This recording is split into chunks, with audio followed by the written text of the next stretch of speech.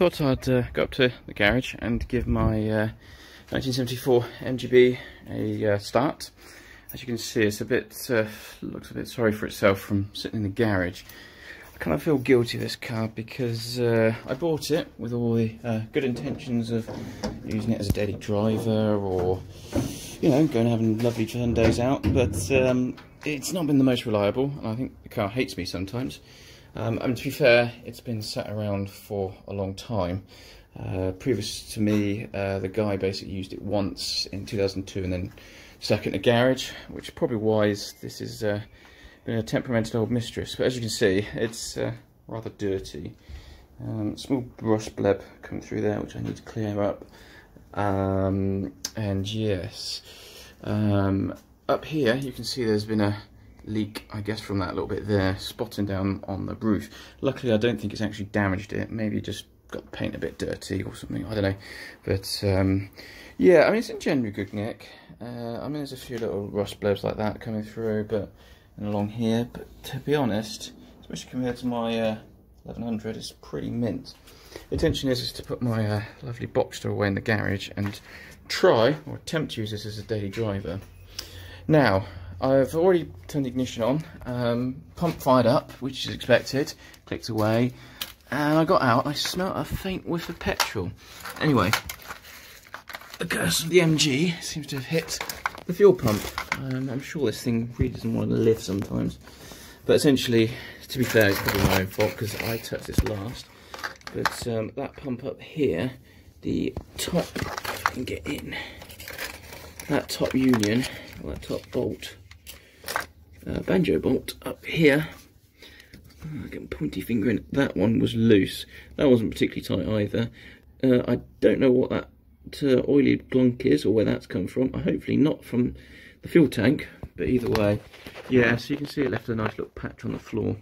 I've tightened that up, I've turned the ignition on, and touch wood, we don't appear to have any more leakages, which is good.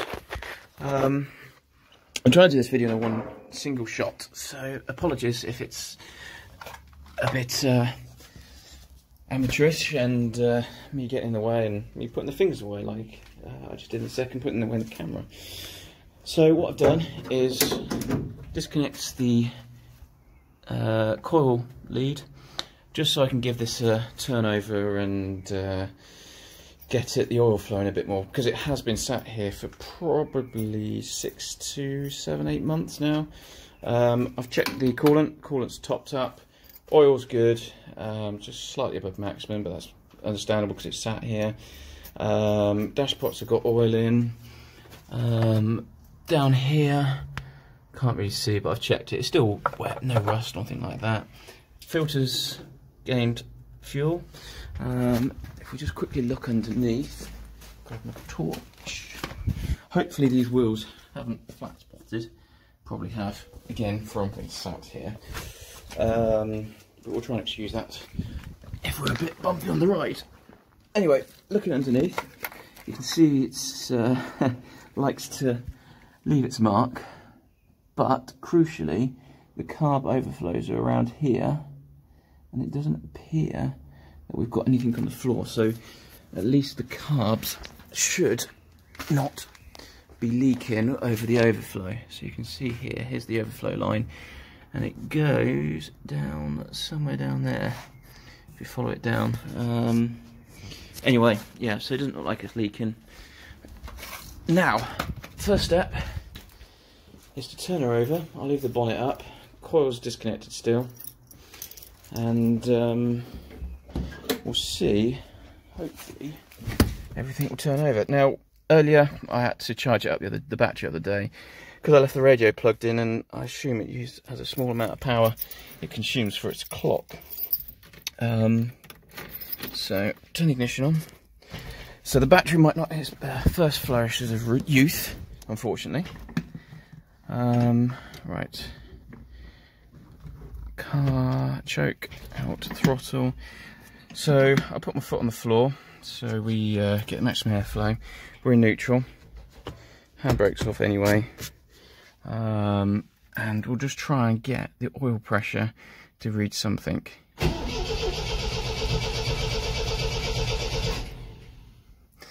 I think the oil pump is probably a little bit weak. It's also got pretty rubbish oil in. My next intention is to put some nice, fresh, decent quality oil in.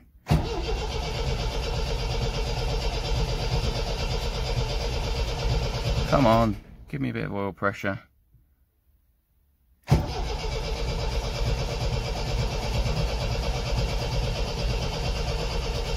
There we go.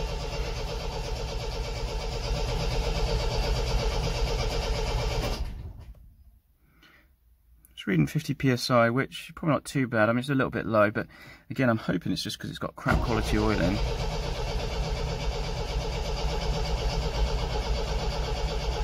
Right, so I think that's good to go. Turn the ignition off. What I might do is just push it a little bit out of the garage, as I don't really want all my stuff to get blasted by that exhaust. So we'll attach the coil back on. Just drop the hood a little bit, just on the catch. And put the tape measure away. The only reason the tape measure's here is purely so I can measure to make sure the Boxster fits in here, which it does, and which is good. Right, handbrake off. Let's just give it a quick push. This might be a bit difficult single-handedly while holding a camera. Come on. No, I think we might be a bit locked up on the brakes. Again, been sat here. I have left the handbrake off, but it appears something's holding it still. I did pump the brakes actually, so I might have actually just locked the brakes on a little bit. Okay, fine. We'll start her up, and then once she's running, I will pull her out slightly. Just give her a free path.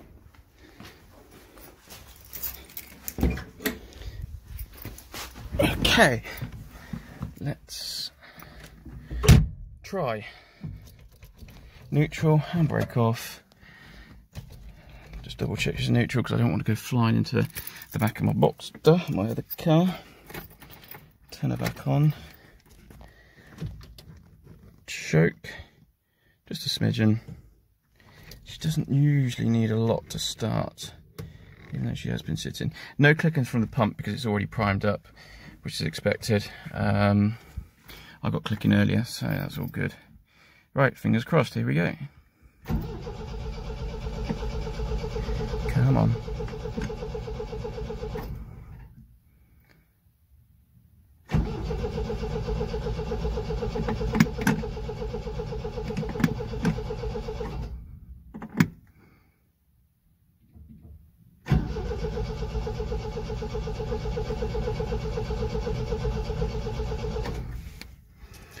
Oh dear. Right. Do I try a bit more choke? Don't really want to flood her.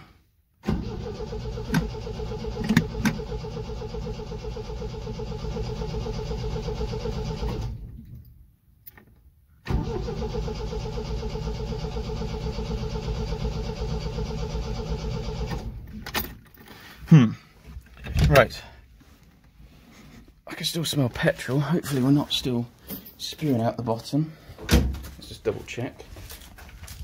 I'll have a look under the bonnet and make sure everything's kind of sensible. No, I don't think we're leaking anymore. Just the residual petrol from earlier.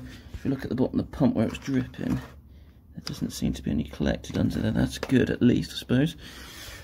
Why are you not firing? As I said, she's a temperamental mistress.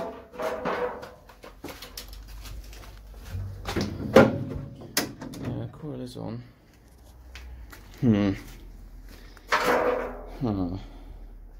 I don't have any other more tools, so I can't get the plugs out. I'll give her another go. If not, I may have to come back up with some more tools to have a look at those plugs and make sure she's sparking. Funs of a 70s car.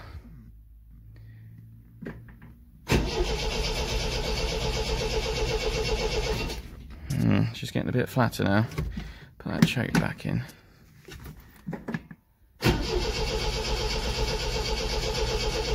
Come on.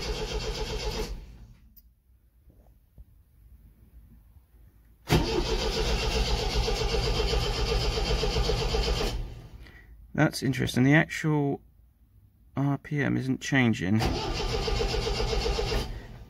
I know that that rev counter's good. So does that mean sparks are not happening?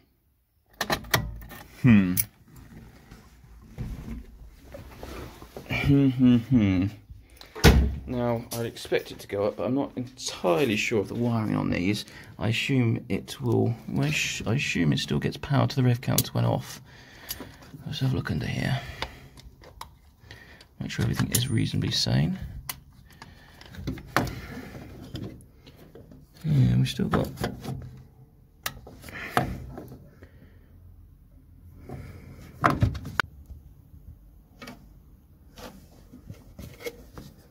Oh, sorry, I lost you there. We're back again. As you can see, we're getting a bit of a spark, so we definitely know that's working. So, the cap should be good. Yeah, the cap's pretty clean. Everything should work. Which tells me there's something else going on. I know there's fuel, because I can see it and I can smell it. But we're not starting. This may be a video, maybe a bit of a failure, and I might have to go back and oh, okay, I tell you what, we're all a bit damp in here. We're all a bit moist. Yeah, okay, fine. Let's take the rotor off. Rotor's in reasonable nick. Let's show the camera.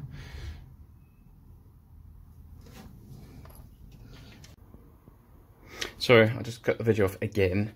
I was trying to do this all in one shot, but never mind. So yeah, dizzy cap seems a bit moist on the bottom, but actually at the top's fine. The rotor looks all right. The points give a spark. I'm pretty sure we're getting fuel because the pump shows it. The